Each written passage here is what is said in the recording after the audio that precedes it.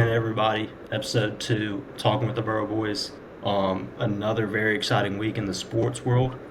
We'll be taking a look at Week 10 NFL and the start of college hoops. I want to get right into it, Connor, with your best NFL performance from this past week. All right, my best NFL performance of this past week is going to be Matthew Stafford. Rams beat the 49ers 42-26 in Santa Clara on the road and moved to 7-2. Stafford's numbers 24 for 36, 284, four touchdowns, zero interceptions. He's been dynamite all year long for them. Pretty much, I wouldn't say carried because they have a lot of weapons, but he's been that guy at quarterback. Just some of the numbers: 25 touchdowns, two interceptions. It's pretty phenomenal. They'll be in the forefront of the NFC come playoff time. So Stafford will be my performance of the week. Yeah, definitely a good week. He's kind of solidified himself into the MVP talk. I know we did cover that last week, but I mean, one of those quarterbacks that's going to protect the ball and make plays for you. They do have a lot of good weapons on the offense side of the ball, and he's utilizing most of those weapons. Yeah, can't really disagree there. However, my best NFL performance, I'm gonna have to go Jonathan Taylor. I mean, was a 9:30 game, international game, so I bet a lot of people didn't patch in. However, I mean, he he again put himself into the conversation of MVP. He kind of dropped out of it last week with that you know, not a typical game for him, but I just want to go over some stats from the game. Carried the ball 32 times for 244 yards, three touchdowns, uh, 83-yard run. That's the longest hit of his career and the longest hit this NFL season. Um, he's now got 7.6 yards per carry. I mean, it's kind of hard to beat that. And then also, he broke a record. He's now up to 17 touchdowns on the year. The franchise record was 17. He broke that, or yeah, it was 16. He broke that in 10 weeks. I mean, that's pretty Yeah. impressive if you ask me. So yeah, that's going to be my performance of the week. Um, yeah, Yeah, and like you said, 9:30 game. Not a lot of people were patched in playing the Falcons. Falcons gave him a tough game. They were able to win, but he had the walk off touchdown. So that was kind of just picture perfect for him, and I would say that he is back in the MVP conversation, regardless of how 2 weeks ago went. It was a tough week. But Daniel Jones has been good, but it's been Jonathan Taylor the whole year. Just been so consistent for them, offensive line, defensive line.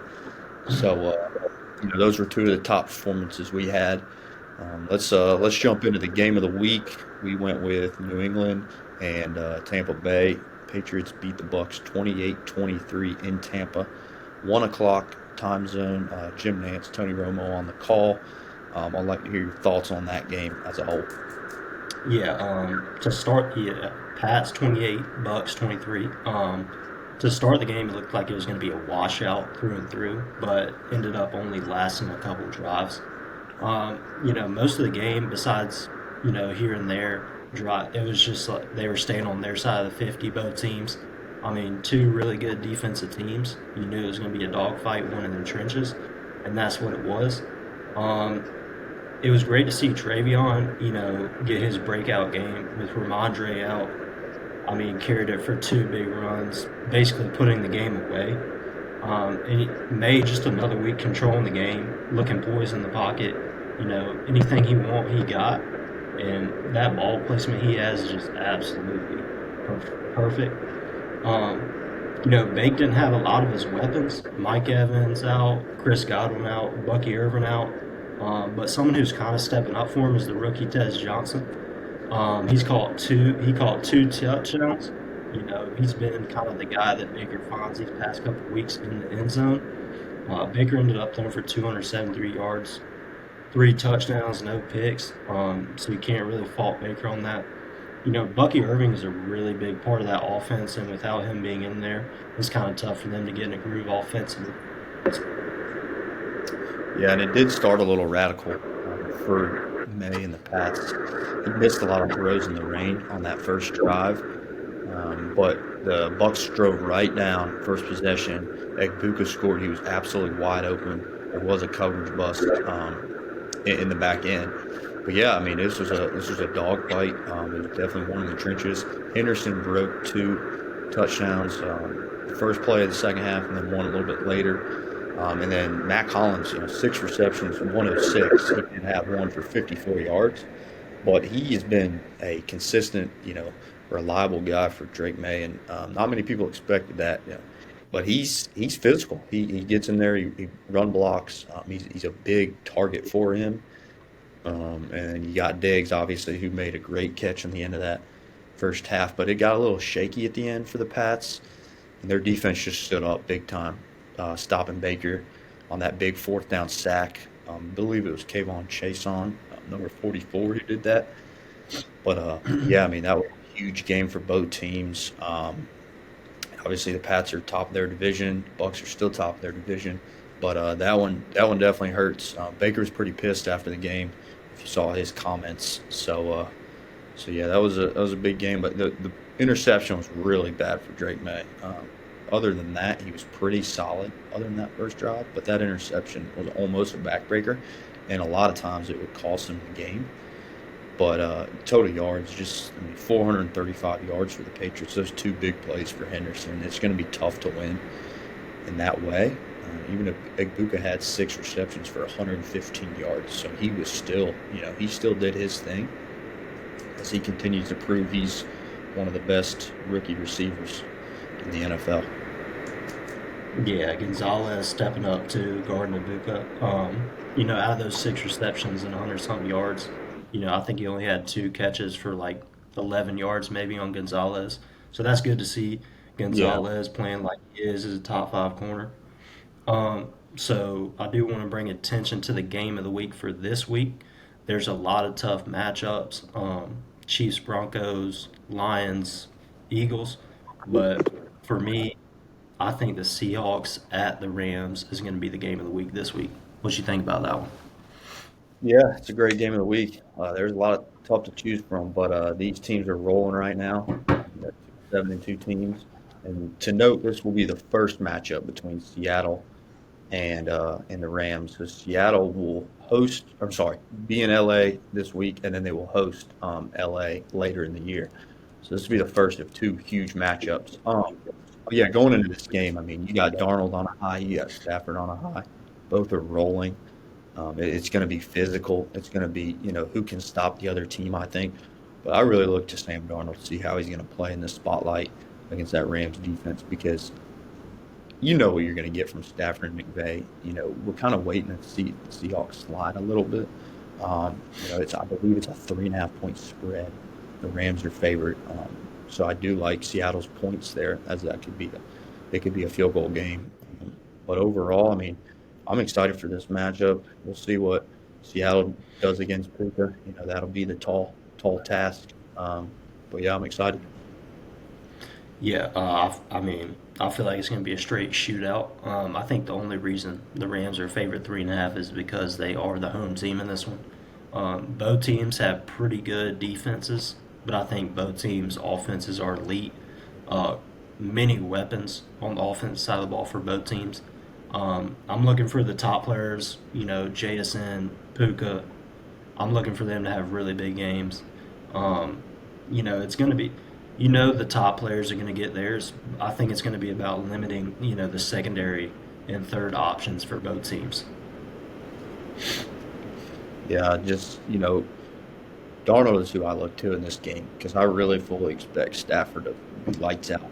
But will Darnold turn into what we saw last year towards the back end of the year in the playoffs? This is the spotlight. You're 7-2, going away into a divisional game. This is the spotlight for him. So we'll see what he does. But going off that, um, most impressive team this year. We each picked one up to this point. I'll hear yours first, and then I'll give mine. All right, there's a lot of teams to choose from in this. Multiple teams with 2 losses that you can put up there. However, I am going to go with the Indianapolis Colts. I just feel like with them, the way they played last year and the way they ended last season, to ended up being 8-2 so far, putting them atop in the NFL. I just feel like they made major leaps. Getting Danny Dimes, all that. I just They're the league leader in points at 32.1. I mean, if you're averaging 32 points a game, you're going to win a lot of football games, and that's what they've done, winning 8. You have Jonathan Taylor as your running back. I mean, not only this year has he shown you what he can do, but all the years in the past, he's a great option at running back. He can catch balls out of the backfield. Dimes, he started the year off on fire, but he is starting to come back to reality. But at that same time, there's a lot of weapons on that offense side of the ball. Pittman as your wide receiver one, and then you got Pierce, where it seems like you can just throw it downfield and he'll track it down and catch it anytime. You got Downs who can make a play. I mean, there's a lot of people in that offense that can make plays. And then beefing up the defense at the trade deadline with Sauce Gardner, I think that's going to play huge dividends down the road. And then you got Carly Israel Gordon on the sideline. I mean, I don't know really what her title is, but it seems like she has a huge effect on this football team. I mean, she's on the sidelines taking notes. She's got an earpiece in, listening to the plays. I mean, it just feels like she has turned this team around. Yeah, yeah, that's a good pick for sure. I considered the Colts, considered the Patriots. Ultimately, the most impressive team up to this point for me was Seattle. I picked Seattle. Mike McDonald, he's doing a tremendous job with his football team. He's 100% in the Coach of the Year candidates as one of the favorites. I'd give him, Vrabel, Shane Steichen, like you said. Those are the top three for me right now. But Darnold's being asked to do a lot, but at the same time, he has a really good supporting cast. They're good up front, both sides of the ball, defensively and offensively. They fly around on defense. Just watch one game. I mean, these guys are flying around. You got the 12th man effect at home. That is evident every time they play at home against other quarterbacks. They absolutely blew out Arizona. Yeah, that's Jacoby set, but that's what you got to do to the bad teams. You got to blow them out. You don't want to get into a rock fight with them and then somehow they make a play to win. You want to make your mark, make a statement and blow them out. And then Jackson Smith and Jigga, I mean, that speaks for itself. The dude's a stud. He's the only 1,000-yard receiver in the NFL right now. The second highest, I believe, is Jamar at 800 and some change. So, and then you got a 1-2 punch at running back, Charbonnet and Kenneth Walker. They don't really have a number one there, although going into the year we thought it would be Kenneth. But Charbonnet, he's led the team in rush in 2 weeks. So he's as formidable as Kenneth Walker. Darnold hasn't made many mistakes. But that team, I wouldn't think they're 72 up to this point, and this is a huge week for that. We'll revisit this next week, and then obviously talk about the game of the week, Rams and Seattle, which will be a big one. But this is as big of a test as they'll have this year so far. But if you just look at the numbers they're putting up, they put up 31, 44, 35 in a loss, 38 and 44. So they're explosive offensively. Not to mention Shaheed as well, which he didn't do much in his first week with the team. But going down the stretch, once he learns to play a little more, gets more comfortable, that could be a big factor in Seattle's offense as well. So those are our teams of the week there. You got any thoughts on the Seahawks? Yeah, I just think right now, if you're watching the games and it feels like most of the games they play are over by the first half. They're scoring up to like 30 points in the first half, and the game is pretty much over. So the offense really doesn't have to do much. But if you take a look at last week, I mean, the defense scoring 2 touchdowns on pretty much the exact same play. They're playing as one, and it's great to see. But let's go ahead and jump into college hoops. We both picked a game. Um, so, Connor, that being said, what was your college hoops game? So, one of the games of the year so far, I don't know if we've had a couple up to this point. I went with North Carolina and Kansas, played in the Dean Dome in Chapel Hill. This is a battle of blue bloods here. That's pretty much the reason why I picked this. Really good game, high paced, good atmosphere. And, this started with Kansas came out of the chute and was ready to go. They definitely punched Carolina in the mouth to start.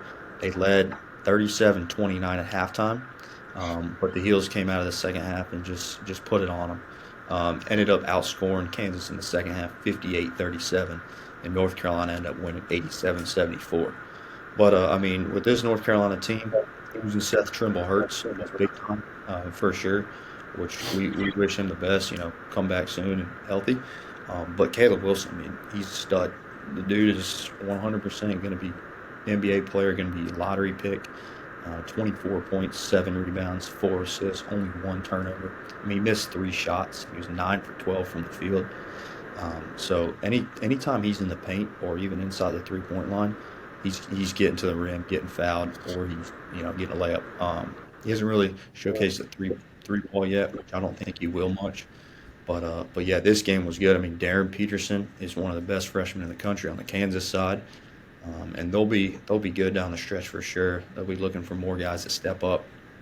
He ended up with 22, 8 for 14 from the field, 3 for 5. So he's impressive. One of the best freshman point guards in the country, if not the best. But it was really Caleb Wilson and Vassar that took this game over as a whole. And Kion Evans added 2 threes. And Carolina didn't necessarily shoot the ball great from the three. I mean, they shot 8 for 27. It's only 30% from three. So, so, so that was my game of the week. For sure, that was a high-paced, very high anticipated college game, and that was my game of the week. Yeah, I mean, it seems like, after Carolina lost to Kansas last year earlier in the season, they were going to bring a little bit extra motivation towards them this season. Yeah, Caleb Wilson, I mean, he's just a certified dog. He's a downhill player, like you said. He probably won't shoot too many threes, but that's okay because he's going to get to his spot, and you know that. I'm not really sure the timeline on Seth Trimble, but that Yeah, team is very different without them. We seen that. We seen that the other night when they played Radford. Uh, the team just didn't look the same without Trimble, and I feel like he's a very big part of that team, offensively and defensively. But yeah, yeah, for my game, I'm gonna go with a rivalry game. Louisville versus Kentucky. Louisville ended up winning 96-88. There's a lot of hype about both teams coming into the season.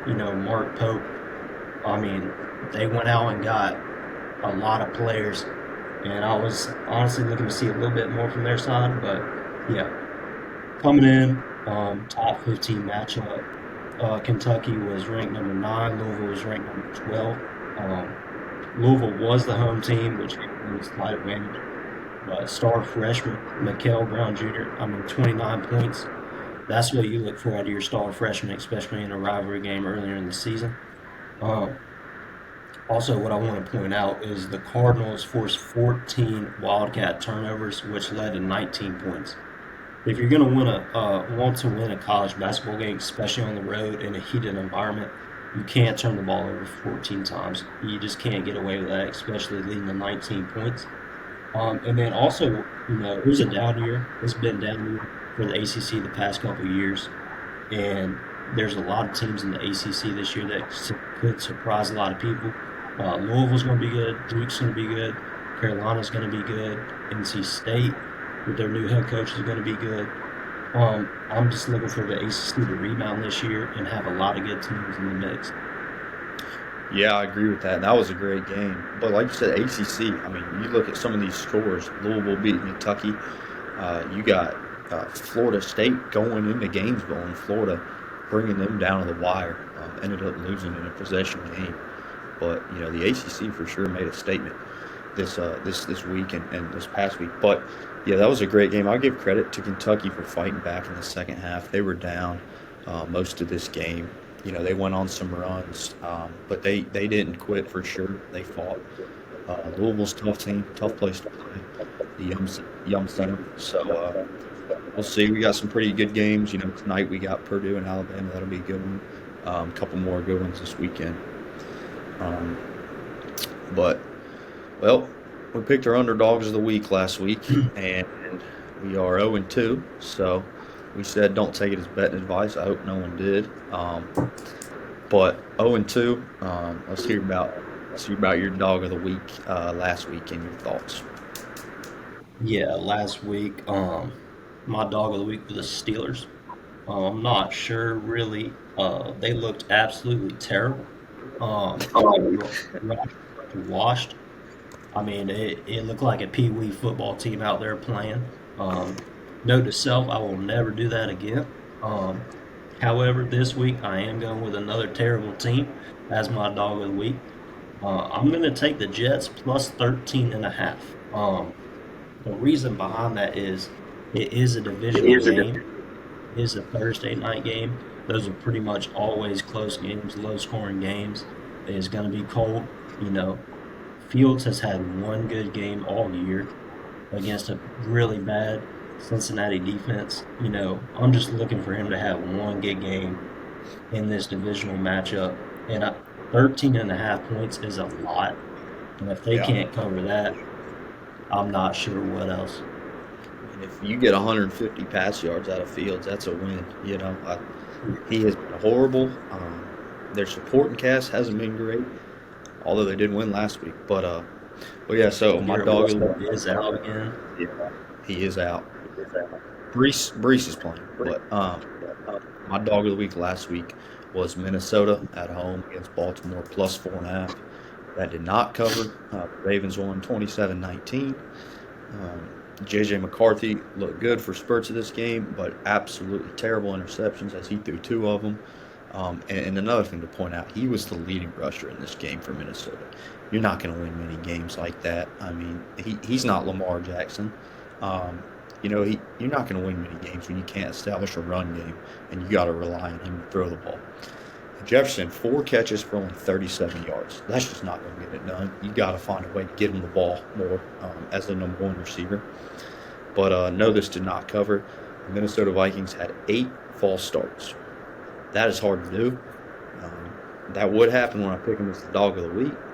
But we're going to move on to this week. Um, this week we are going to pick the Tampa Bay Buccaneers going into Orchard Park, Buffalo, plus 5.5. I just feel like for this type of game, this is a high spread. I was expecting more of something in the 2 or 3 range. Um, they're both coming off losses. Obviously, Buffalo's coming off that blowout loss in Miami, which is a little different. But Tampa's also coming off a home loss to the Pats, which they thought they should have won. But you can't ever count out Baker. I don't think this will be that big of a win by Buffalo. If they do win, I think Tampa will cover. I think they're highly motivated. They essentially need to win, especially with the Panthers, sitting at 5-5 with a favorable matchup against the Falcons that is very winnable. They could end up being one game behind the Bucks. So this is a pretty big game for Tampa going into Orchard Park. That's going to be my dog of the week. But Yeah, back to what you were saying about the Vikings and JJ McCarthy. He did look good at spurts. He had some good throws, making plays with his legs, extending plays. But yeah, those deep balls to Jefferson were they were absolutely terrible. I mean, he's throwing a lollipop duck. One time Jefferson tripped, which was not necessarily his fault. However, if he didn't trip, it would have to have been a contested catch at the top. And the other one, there was no chance anybody but the defense would have called it. And then yeah, the Bucks 5.5. That does seem like a lot of points for this game. Two good buddies going at it at the quarterback position, so it should be a fun one to watch. But with that being said, we appreciate you guys commenting on the video. We're gonna hit some of those comments now. Connor, I think you got the yeah, Redskins comment, so I'm gonna let you handle that. yeah. And I see the Redskins comment by at Hooper Will 2241. He says Skins fan since '02 here. Want to hear you boys' thoughts on how we can turn around this thing around going forward. Also, can you touch on the tush push and how that play should be officiated? So first on the Skins, I believe they're in a really tough spot here because one, you got Daniels down most likely for most of the year, or for all the year. Sorry, and they're in a position where they're 99% not going to make the playoffs. So you're basically punting this year, getting Daniels healthy, that's the main thing for sure.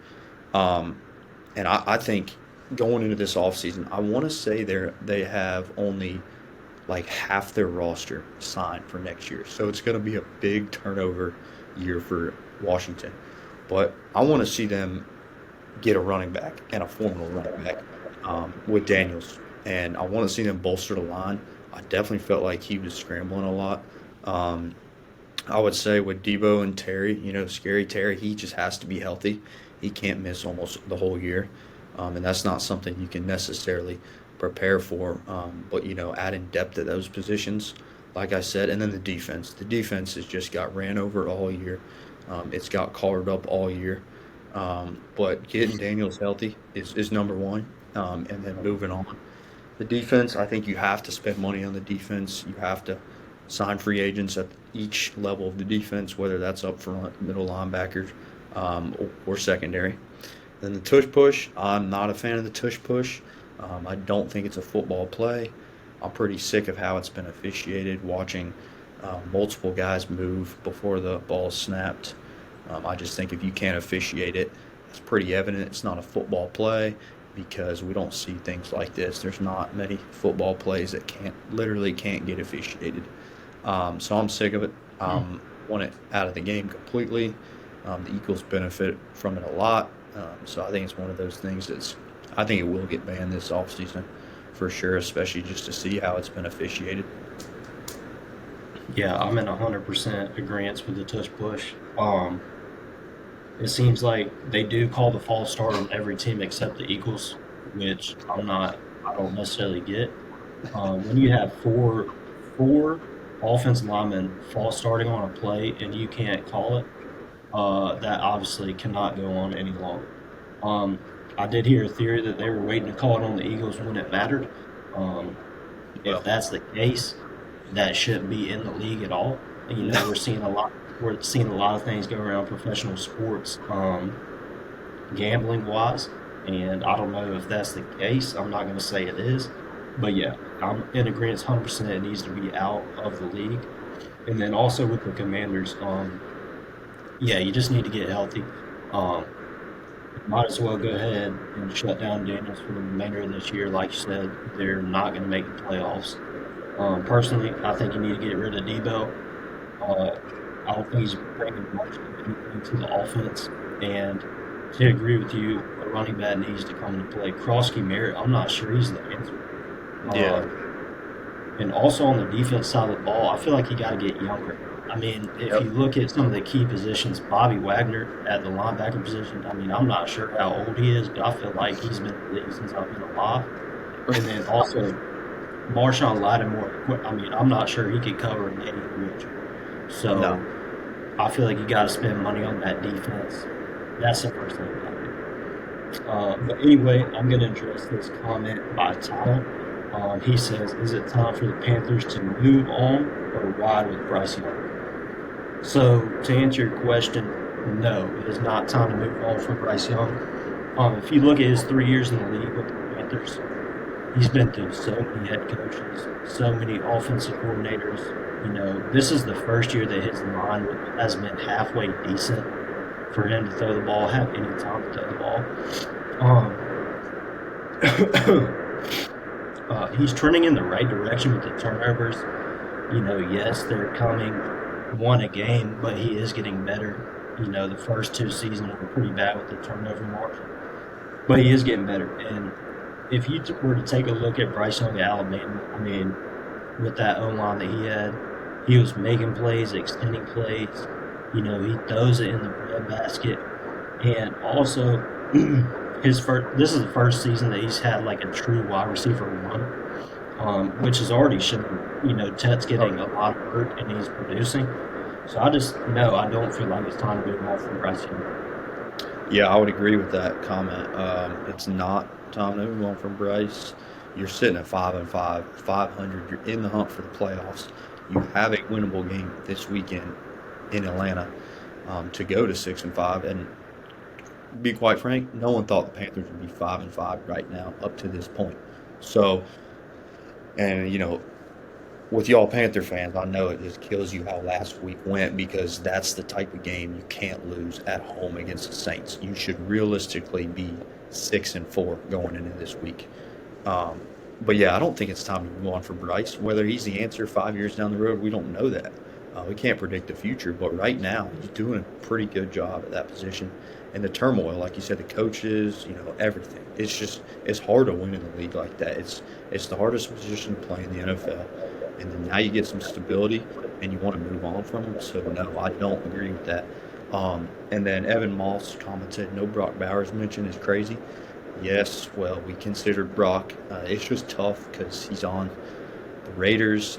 For we consider him for performance of the week, but it's just tough because he's on the Raiders and they're a losing team.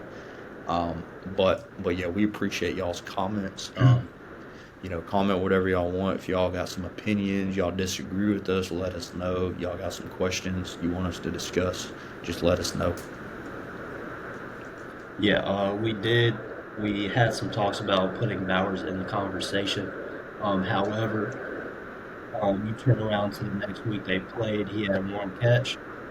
So it's kind of hard to put somebody in that's so inconsistent. It's not necessarily his fault that he's so inconsistent. I mean, can barely get in the ball, but Right. yeah, we did have some communication about putting him in there. And the injuries as well. I mean, just he was injured most of this year. They haven't been in many games. Gino has been terrible. So yeah, but y'all keep commenting. We'll make sure to get to those next week again. You got any final remarks?